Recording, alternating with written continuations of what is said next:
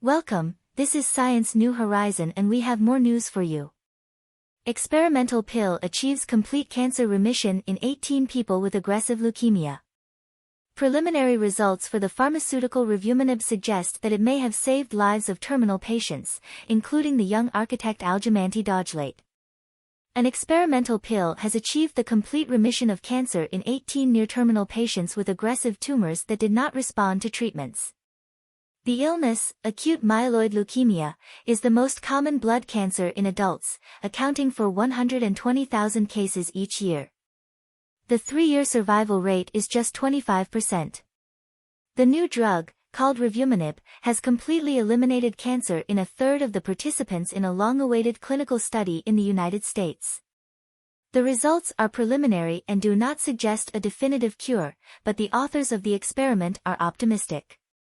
We think this pharmaceutical is extraordinarily effective, and we hope for it to be accessible to everyone who needs it, says Dr. Guy Azisa from the MD Anderson Cancer Center at the University of Texas. Acute myeloid leukemia attacks bone marrow, where blood cells are produced, and causes the uncontrolled production of defective cells.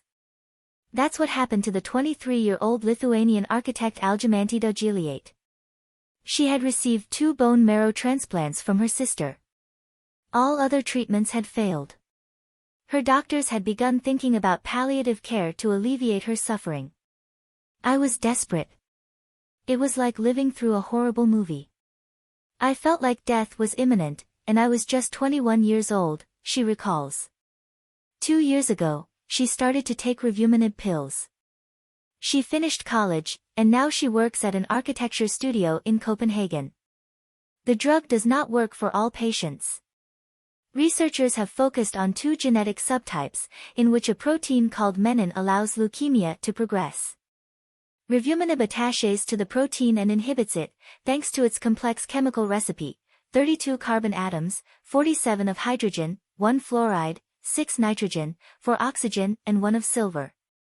That formula, C32H47FN604S, has saved 18 lives. The promising results were published on Wednesday in Nature. Hematologist Pau Montesinos, coordinator of the Spanish group of acute myeloid leukemia, believes that the new information is fairly hopeful, but she emphasizes the caveats. Revumenib still must be tested on hundreds of people to confirm its safety and effectiveness. Montesinos' team, the leukemia unit at the La Fe Hospital in Valencia, will participate in the next international trials of the pill, developed by the American company Syndax Pharmaceuticals.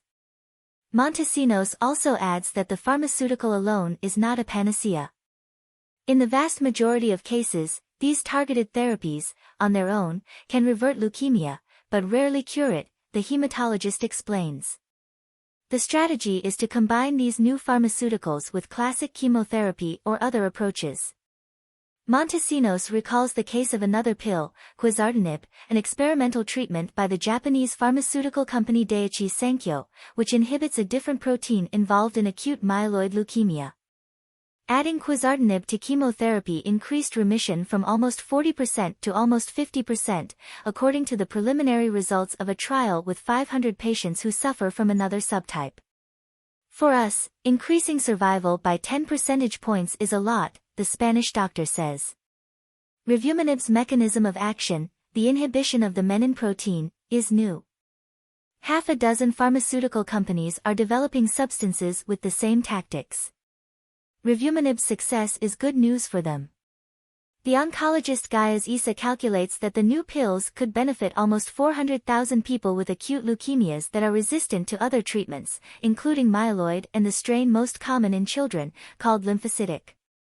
Isa and his colleagues agree that economic factors will be key if the pill is approved.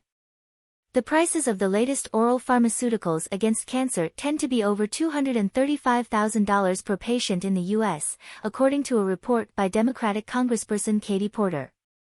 Revumenib has one other weak point, as pointed out by hematologist Eitan Stein of the Memorial Sloan Kettering Cancer Center in New York, who led the trials. The main Achilles heel seems to be the development of mutations at the drug's fusion site, which causes resistance, the researcher explains. Revumenib had some positive effect on half of the 60 participants in the clinical trial. In some of the patients, though, the menin protein changed slightly, causing resistance to the treatment, similar to how bacteria mutate to become antibiotic resistant. This demonstrates that we're on the right path, and that the target of the drug, the menin protein, is critical for the development of leukemia with these genetic subtypes, Stein says. To avoid such resistance mutations, the authors propose combining pharmaceuticals with different mechanisms of action. As Gayaz Issa and his colleague Eitan Stein observe, menin inhibitors will definitely be part of a treatment for these leukemias. The architect Aljamanti Dojlate is grateful that she was part of the trial, saying that science has given her another opportunity to study, work, travel, see the world, and, most importantly, live. Don't forget to subscribe and turn on notifications to stay on top of news in the world of science.